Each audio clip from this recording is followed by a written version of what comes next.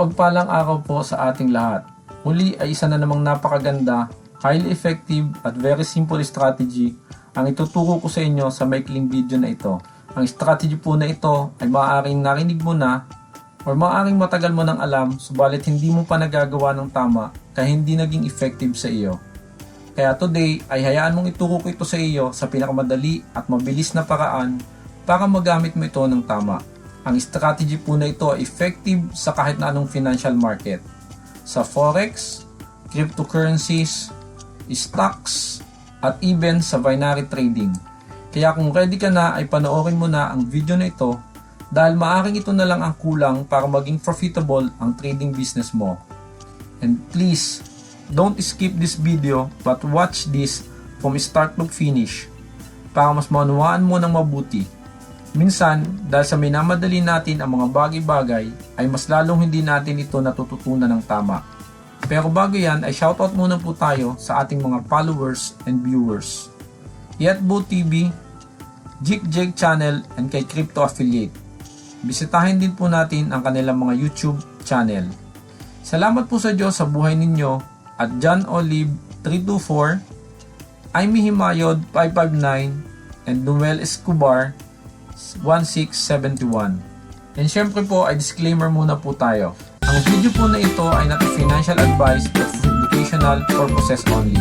Bagaman ito po ay pinag-aralan ko ng mabuti at regular na ginagamit sa aking araw-araw na pag-trade, ito po ay hindi nangahulugan ng 100% na winning rate. Dahil totoong pabago-bago po ang paggalaw ng kahit na anong financial market. Kaya mag-ingat po tayo sa pag-trade at ugaliing tandaan ang mga sumusunod sa tuwing tayo magti-trade sa kahit na anong financial market. Huwag tayong mag-trade ng walang trading plan. Sundin natin ang mga rules na inilalagay natin sa ating trading strategy. Huwag tayong mag-trade against the trend. And lastly, always follow your risk management plan. And para mas maunawaan mo ang tungkol sa risk management ng maayos, ay panoorin mo ang video na ginawa ko tungkol dito. Makikita mo ang link dito sa itaas na bahagi ng video na ito at sa link na nasa description ng video na ito. Tuloy na po tayo. Ang video po na ito ay tungkol sa tamang paggamit ng isa sa pinaka-effective na reversal chart pattern. Ito po ay ang head and shoulder chart pattern. Dito ay tuturo ko sa inyo kung ano ang head and shoulder chart pattern, kailan ito mas higit na effective at kailan dapat mag-entry gamit ang strategy na ito. And ganun din po ay kailan hindi dapat mag-entry. Dahil hindi tulad ng sinasabi ng iba, ang head and shoulder chart pattern po ay hindi laging tama kung hindi mo ito alam gamitin. Dahil may mga head and shoulder chart pattern po na hindi valid. At para mas manawaan mo ito ng mabuti ay umpisa na natin. Ano ba ang head and shoulder chart pattern? Ito po ay isang bearish reversal chart pattern o isang chart pattern na nagsasabi na maaaring magkaroon ng change of direction sa isang bullish momentum sa isang pairs. Again, ito po ay isang reversal chart pattern from bullish to bearish. Kaya ito po ay kabilang sa tinatawag na bearish reversal chart pattern. Ito po ay isang candlestick chart pattern na binubuo ng two shoulders, isang head at neckline katulad ng makikita natin sa ating illustration.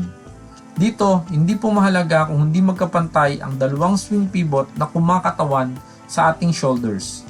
Ang mahalaga po ay mayroon tayong isang swing high pivot na higit na mataas sa dalawang shoulder. Ito naman po ang kumakatawan sa head sa chart pattern na ito. Ang neckline po na tinatawag ay ang trend line na mabubuo kapag kinoconnect po natin ang swing pivot low before and after ng ating swing pivot high na kumakatawan sa ating head. Dito po para sa akin ay valid ang isang head and shoulder if ang atin pong neckline ay either horizontal or ascending neckline o pataas na neckline. Kapag ang neckline po ay descending or downward slope, hindi ko po ito kinukonsider na isang head and shoulder pattern. Therefore, wala itong value at hindi ko po ito ginagamit na basihan sa aking trade. Ito po ang example ng isang invalid head and shoulder na may downward or descending neckline. Dapat nyo po itong iwasan. Ngayong alam mo na kung saan valid at saan hindi valid ang head and shoulder, ay ituturo ko naman sa inyo kung paano mag-entry at mag-exit sa strategy na ito. Sa akin pong pag-entry ay gumagamit po ako ng VWAP lines or ang Volume Weighted Average Price Indicator.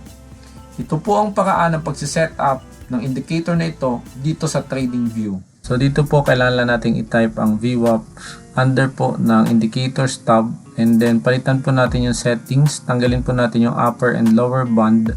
Ang matitira lang po dapat ay ang ating VWAP line kasi ito po ang ating gagamitin na basehan ng ating breakout candle. So ito po yung VWAP line. So we only have to make sure also ito pong settings sa atin pong inputs na dapat ay standard deviation, and dapat din po ay chart po ito pong ating time frame. So yun lamang po, and maraming po salamat. Kung wala pa po kayong TradingView account ay maaari po kayong mag-register sa link na nasa description ng video na ito. Ito naman po ang mga steps na dapat ay tandaan ninyo bago kayo mag-entry gamit ang Head and Shoulders plus VWAP trading strategy. Una po dyan ay ang pag-identify ng market structure or trend kung saan ka magti-trade. Dahil ito pong strategy nito ay para sa isang trending market at maaaring gamitin una bilang reversal strategy sa isang bullish trending market, or pangalawa bilang pullback strategy sa isang bearish trending market. Tandaan, kung ito ay gagamitin bilang reversal strategy sa isang bullish market, kailangan na malinaw na ma-identify ang head and shoulder chart pattern before tayo mag-entry ng short. At kung gagamitin naman sa isang pullback strategy sa isang bearish market, ay mainam na makita ito sa dulo ng corrective move sa higher time frame tulad ng D1. Ito po ang illustrations para sa isang reversal strategy. Dito ay makikita natin na dapat ay malinaw na valid head and shoulder ang nabuo sa isang trending or bullish market sa ating D1 or H4 time frame. At ito naman po ang illustration para sa isang pullback strategy. Dito ay makikita natin na dapat ay may malinaw na bearish trend sa ating D1 at may malinaw na head and shoulder chart pattern sa corrective wave ng ating H1 time frame. Kung hindi mo pa alam ang pag-identify ng corrective wave or corrective move at impulsive wave or impulsive move, ay comment mo lang sa comment section ng video na ito at gagawan kita ng specific video for this subject kung loloobin sa susunod kong video. Number 2 po ay ang pag-identify ng ating area of value. As discussed earlier, dapat ay malinaw na valid ang head and shoulder chart pattern at ito ay makikita either sa dulo ng isang bullish trend or sa dulo ng corrective wave sa isang bearish trend. Number 3 po ay ang pag-identify ng ating confirmation candlestick. Ito po ay ang bearish momentum candlestick after the breakout candle both sa ating neckline at sa ating VWAP line. Again, dapat po ay may breakout candlestick na sa neckline at sa VWAP line. Minsan po ay nauuna ang breakout candlestick sa VWAP line, minsan naman ay sa ating neckline. Ang ating pong breakout candlestick ay tinitingnan natin sa ating lower time frame. Dito I usually use M15 for the confirmation candlestick. Number 4 po ay ang pag-identify ng ating entry point. Dito po ang ating entry point ay ang ating entry price immediately after ng closing ng ating confirmation candlestick. Ito po ang example ng ating entry point or entry price dito sa M15 or 15 minutes time frame. Dito malinaw ng entry is after ng ating confirmation candlestick. Tandaan, kapag ang sumunod na candlestick sa ating breakout candlestick ay hindi bearish candlestick, dapat ay wala tayong trade. At kapag ang lumabas naman ay bearish candlestick pero hindi momentum candlestick, then kailangan nating hintayin ang susunod na candlestick. If ito ay momentum candlestick, then doon tayo magti-trade ng short. But if not, then no trade. Lastly, kapag ang lumabas na candlestick after ng ating breakout candlestick ay bearish momentum candlestick, then doon tayo maaaring mag-entry ng ating short trade. Muli, ang ating pong confirmation candlestick ay dapat na isang momentum candlestick. Kaya dapat malinaw sa atin na ang momentum candlestick po ay ang uri ng candlestick na may mahaba or mas malaking body na candlestick. Dito, dapat ang size ng body ng candlestick ay mahigit sa 50% ng total na size ng candlestick mula dulo ng 2 wicks or tail nito. Number 5 po ay ang pag-identify ng ating exit point or exit price. Dito po ang ating stop loss ay dapat nasa ibabaw ng ating shoulder 2 at ang ating pong take profit ay dapat mayroong 1:2 risk reward ratio or more.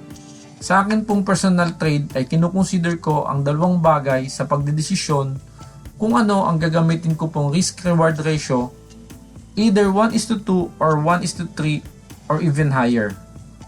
Ito po ay ang ATR at ang confirmation candlestick.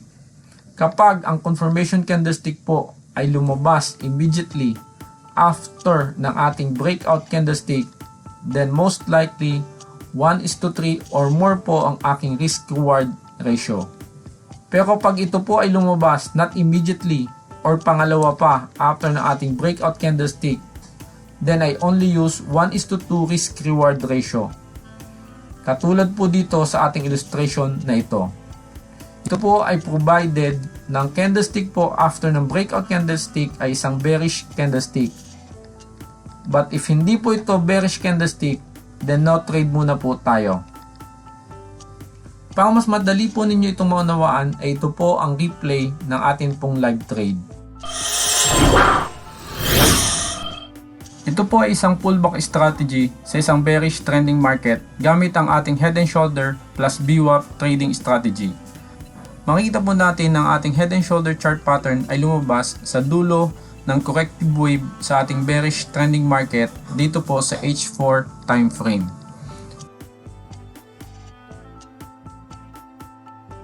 Mapapansin po natin na ito ay isang valid na head and shoulder chart pattern dahil ito po ay mayroong ascending na neckline.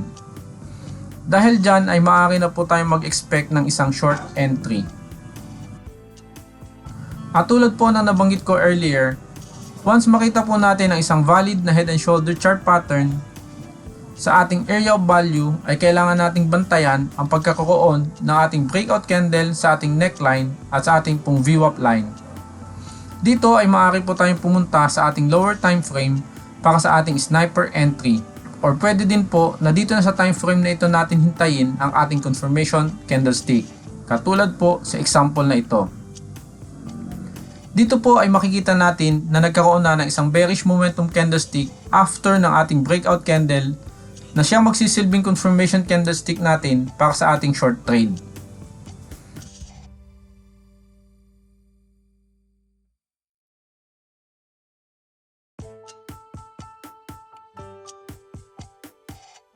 Kaya po tayo ay nag-entry agad dito sa sumunod na candlestick after ng ating confirmation candlestick.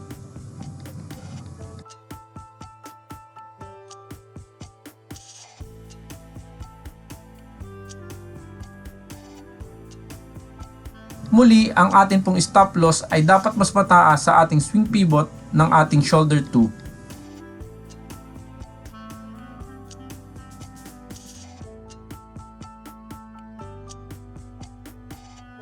At ang atin naman pong take profit ay nilagyan natin ng 1:3 risk reward ratio dahil ang atin pong confirmation candlestick ay lumabas agad after ng ating breakout candlestick. After po na ma-identify na po natin ang ating entry at exit price, ay ilalagay na po natin ito sa ating live account sa ating MT4 platform gamit ang ating broker. At pagkatapos po ay hahayaan na natin ang ating trade.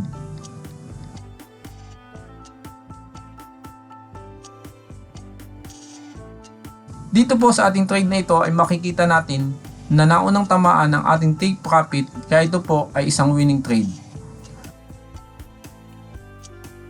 Yun lamang po, and sana po ay may natutunan po kayo sa video na ito.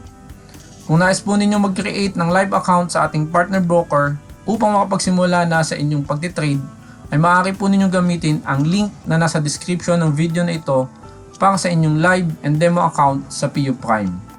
Now, kung meron po kayong natutunan mula sa video na ito, ay inaanyahan ko po kayo na paki-like and subscribe ng video na ito para ma-notify ko po kayo sa mga susunod ko pang mga video. Maaari nyo rin pong panoorin ang iba pa nating mga video mula sa channel na ito, ang Get to Trade, para sa libre at totoong kaalaman na makakatulong sa inyong pagtitrade. At kung nagustuhan po ninyo ang video na ito at kung sa tingin ninyo ay makakatulong ito sa inyo, paki-comment na lamang po ng salamat sa Diyos sa comment section ng video na ito. Muli, salamat po sa Diyos sa buhay ng bawat isa at sa pagkakataong ipinahiram niya sa atin para makapag-share po ako sa inyo ng kaalaman tungkol sa pagtitrade. God bless po sa lahat at sa Kanya lamang po nararapat ang pinangmataas na papuri, pasasalamat at pagsamba.